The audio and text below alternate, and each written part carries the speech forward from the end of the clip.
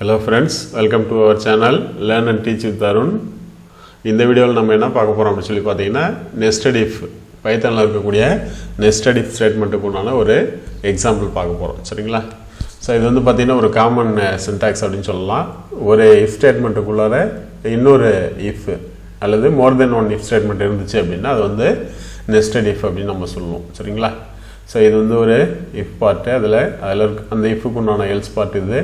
இந்த if குள்ளார again வந்து இன்னொரு if அல்லது if else ஸ்டேட்மென்ட்டோ அல்லது மறுபடியும் இன்னொரு nested if ஸ்டேட்மென்ட்டோ இருக்கலாம் சரிங்களா சோ அப்படி இருந்தது அப்படினா nested if அப்படினு சொல்லி சொல்லுவோம் சரிங்களா சோ இதுக்கு வந்து நம்ம ஒரு எக்ஸாம்பிள் பார்க்க போறோம் ஓகேங்களா சோ நான் வந்து இந்த பைத்தான் 3.8 ஸ்பைடர் IDE ல பண்ண போறேன் சரிங்களா ஸ்பைடர்ங்கிறது ஒரு IDE அதல வந்து நம்ம இந்த பைத்தான் ப்ரோக்ராம் வந்து ஒரு எக்ஸாம்பிள் ஒன்னு பார்க்க போறோம் nested if க்கு ஓகேங்களா சோ நான் வந்து ஆல்ரெடி ஒரு எக்ஸாம்பிள் வந்து டைப் பண்ணி வச்சிருக்கேன் சரிங்களா சோ இதுல வந்து பாத்தீங்கன்னா ஒரு 3 மார்க் இருக்கு 3 மார்க் வந்து இன்புட் வாங்குறோம் மார்க் 1 மார்க் 2 மார்க் 3 அப்படினு சொல்லி கீபோர்ட்ல இருந்து இன்புட் வாங்குறோம் சரிங்களா வாங்குற இன்புட் வந்து இன்டிஜரா கன்வர்ட் பண்ணி மார்க் 1 மார்க் 2 மார்க் 3 க்கு அசைன் பண்றோம் ஓகேங்களா அது தென் வந்து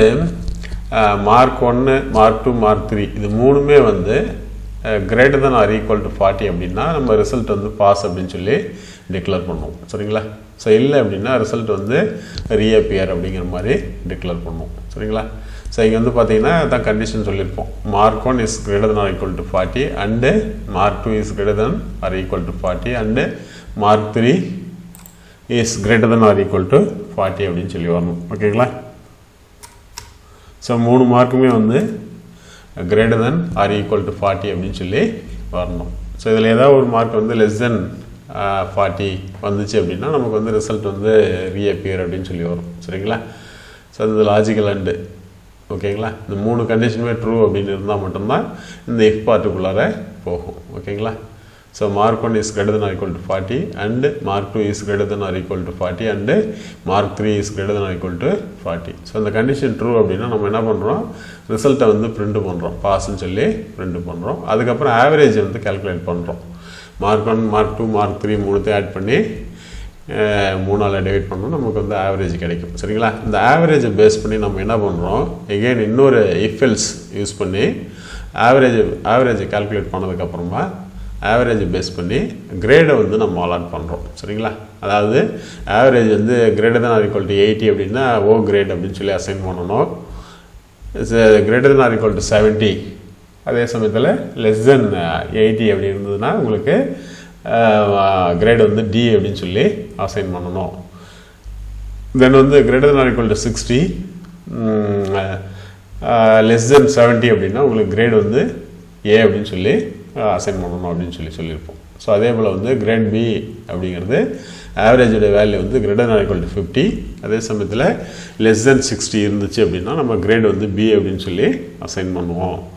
இதெல்லாம் வந்து பாத்தீங்கன்னா இந்த if ஸ்டேட்மென்ட்க்குள்ளார else பார்ட்ல again இன்னொரு condition if else if use பண்ணி செக் பண்றோம் சோ அதனால இது 80 இந்த கண்டிஷன் satisfy ஆகல அப்படினா ஆட்டோமேட்டிக்கா வந்து else if ல வரும் இது satisfy ஆகல அப்படினா ஆட்டோமேட்டிக்கா அடுத்து else if க்கு வரும் சோ அப்படி பாக்கும்போது நமக்கு இதுல ஏதாவது ஒரு பார்ட் தான் வந்து நமக்கு வர்க் ஆகும் ஓகேங்களா சோ ஆவரேஜ் பொறுத்து இதுல ஏதாவது ஒரு if பார்ட் மட்டும் தான் நமக்கு வர்க் ஆகும் ஓகேங்களா சோ இதுதான் வந்து அந்த nested if க்கு ஒரு எக்ஸாம்பிளா நம்ம சொல்லலாம் சோ இந்த if அதுக்கு உண்டான else பார்ட் இங்க இதுக்குள்ளார வந்து இன்னொரு if else யூஸ் பண்ணிருக்கோம் சரிங்களா சோ அதுக்குள்ளார வந்து என்னது if else அந்த மாதிரி நெஸ்டடா யூஸ் பண்ணிருக்கோம் சரிங்களா அதுதான் வந்து இந்த nested if க்கு உண்டான எக்ஸாம்பிளா நம்ம சொல்லிருக்கோம்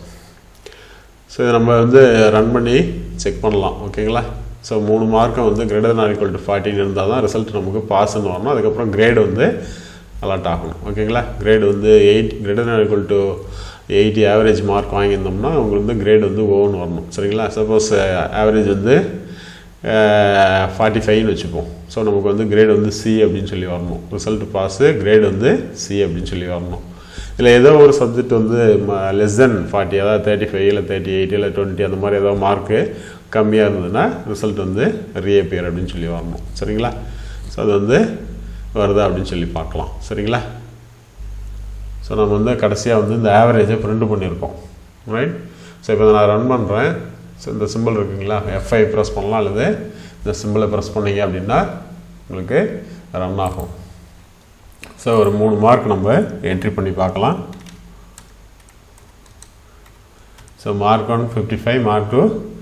63, மார்க் 3 வந்து 76 அப்படின்னு சொல்லி நம்ம கொடுத்துருக்கோம் சரிங்களா. 3 இன்புட்டு தான் அங்கே வாங்கியிருக்கோம் ஓகேவா. ஸோ அதுக்கப்புறம் இந்த கண்டிஷனை பொறுத்து இது என்னது ரிசல்ட்டை டிஸ்பிளே பண்ணணும் சரிங்களா. பார்ப்போம். ஸோ உங்களுக்கு வந்து ரிசல்ட் வந்து இந்த பாஸ்ன்னு டிஸ்பிளே பண்ணியிருக்கோம். அதுக்கப்புறம் ஆவரேஜ் கால்குலேட் பண்ணதுக்கப்புறம் ஆவரேஜ் வந்து 64.66 அப்படின்னு சொல்லி வர்றதுனால நமக்கு என்னது ஏ கிரேட் அப்படின்னு சொல்லி வருது. ஸோ அப்போ என்ன அர்த்தம் அப்படின்னா இந்த